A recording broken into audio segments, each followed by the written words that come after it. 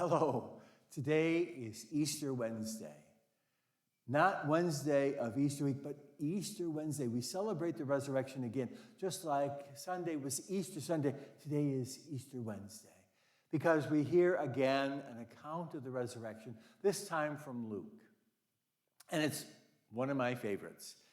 I got to tell you, I have lots of favorites, but I go back to this one because I love the story of these two, Mr. and Mrs. Cleopas. We don't know who the other one was, but we suspect it might have been his wife. That would have made sense.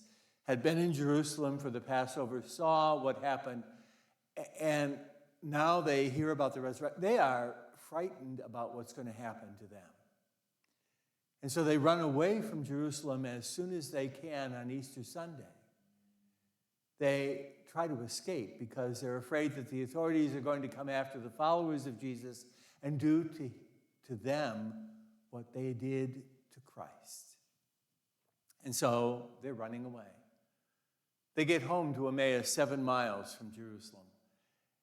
And they invite Jesus in. He's been walking with them on this journey.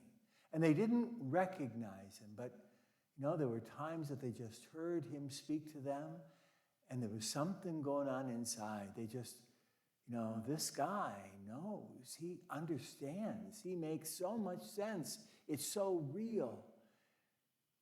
And then they invite him to sit down to eat, and he takes the bread and he says the blessing, and they recognize him in the breaking of the bread.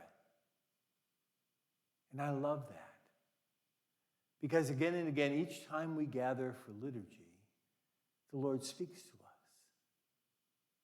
And when we open our minds and hearts, he speaks to us in a way that can stir up something within us, that can cause us to look at life a little differently, a little more faithfully, the way he sees it. And then he gives us himself, disguised as bread and wine.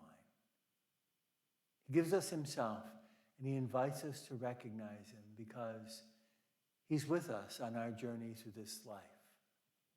These 40 days that we've been together going through these reflections, called us again to remember that the Lord is walking with us. But this account hits it right on the head. The Lord is always with us. He's risen, and he's with us even now. No matter what happens today, the Lord is with us because we've seen the Lord. We've recognized him in the breaking of the bread, and he's with us. Have a wonderful, blessed Easter season.